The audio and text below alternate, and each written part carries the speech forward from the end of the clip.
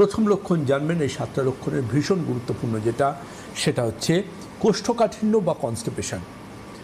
যদি আপনি ধরে নেন যে আপনার কনস্টিপেশনের একটা ধাত রয়েছে এবং আপনি কোষ্ঠকাঠিন্যর সাথে বা কনস্টিপেশনের সাথে আপোষ করছেন, অর্থাৎ সোকল্ড আপনি পেট পরিষ্কারের কোনো একটা ওষুধ খাচ্ছেন এবং পরের দিন আপনি সে ওষুধের উপর নির্ভরশীল হয়ে সকালে উঠে ল্যাট্রিন যাচ্ছেন, আপনি নিশ্চিন্ত থাকুন আপনি একটা অন্য কোনো বড় অসুখের লক্ষণকেও হয়তো অগ্রাহ্য করছেন এবং সেই তিল থেকে তাল হয়ে ওঠা লক্ষণটা কখন যে আপনার গ্যাস্ট্রোইন্টেস্টিনাল ট্র্যাক্টকে অর্থাৎ জিআইটিকে ডিস্টার্ব করবে বড়সড় রকমের, আপনি হয়তো বুঝতেও পারবেন না।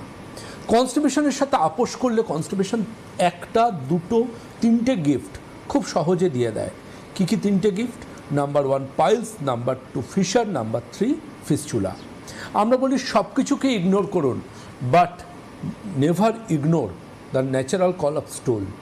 যখন আপনি স্টুলের ন্যাচারাল কলকে ইগনোর করবেন, আপনি কিন্তু জানবেন আপনি তিলে তিলে তিলে তিলে অ্যানোরেক্টাল ডিসঅর্ডারের দিকে এগোচ্ছেন এবং এই অ্যানোরেক্টাল ডিজিজ কিন্তু আজকের দিনের লাইফ থ্রেটনিং না হলেও বেশিরভাগ ক্ষেত্রে এটা কিন্তু অন্যান্য অসুখেরও বার্তা বহন করে।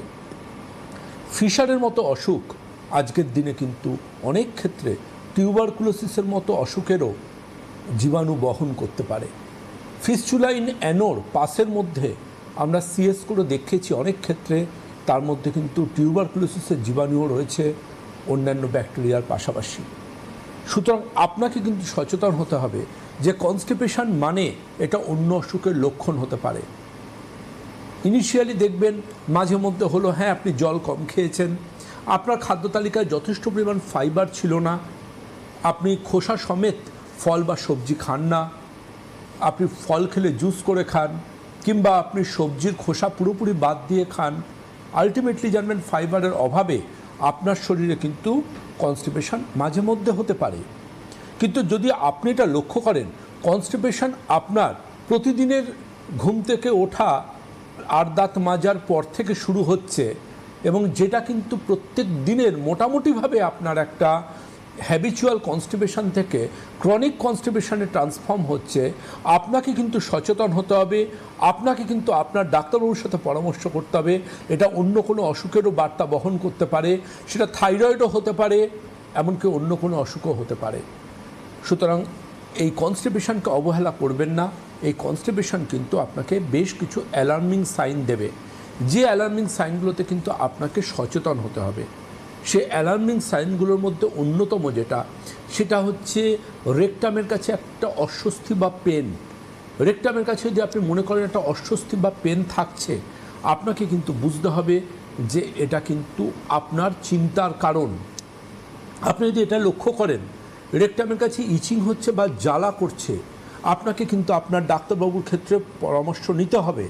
আপনি যদি মনে করেন কনস্টিপেশনের সাথে ব্লাড আসছে স্টুলের সাথে, কনস্টিপেশনের সময় স্টুলের সাথে, তার আগে বা তারপরে, আপনাকে কিন্তু অতি অবশ্যই আপনার ডাক্তারবাবুর পরামর্শ নিতে হবে। আপনি যদি মনে করেন যে আপনি ফাইবার নিচ্ছেন, আপনি খাওয়া দাওয়া ঠিক করছেন, আপনি প্লেন্টি অফ ওয়াটার ইনটেক বা যথেষ্ট পরিমাণ জল খাচ্ছেন, তারপরেও আপনার কনস্টিপেশন থেকে আপনি মুক্তি পাচ্ছেন না, আপনাকে কিন্তু আপনার ডাক্তারবাবুর পরামর্শ নিতে হবে। কারণ সাধারণ খবরের কাগজ খুলে কিংবা সাধারণ কোনো টিভি রেডিওর কোনো বিজ্ঞাপন দেখে একটা প্রোডাক্ট আপনাকে টেম্পোরারি রিলিফ দিতে পারে, কিন্তু কনস্টিপেশন অসুখটাকে যদি আপনি সারিয়ে না ফেলেন তাহলে কিন্তু জেনে রাখুন আপনার জন্য কিন্তু অন্যান্য সমস্যা অপেক্ষা করে আছে। কনস্টিপেশনের পেশেন্টদের ক্ষেত্রে আমি খুব বড় রকম একটা সংকেত বলি যে লক্ষ্য করে দেখবেন আপনার ব্ল্যাক স্টুল হচ্ছে কিনা বা ডার্ক কালার স্টুল হচ্ছে কিনা, যেটাকে আমরা ডাক্তারবাবুরা বলি মেলিনা, অর্থাৎ স্টুলের মধ্যে ব্লাড থেকে যাচ্ছে কিনা। যদি ডার্ক কালার স্টুল হয় সেক্ষেত্রে কিন্তু আমরা স্টুলের ওবিটি করতে বলি, অকাল ব্লাড টেস্ট করে দেখতে বলি যে সেখানে ব্লাডের কোনো অস্তিত্ব আছে কিনা। এর পাশাপাশি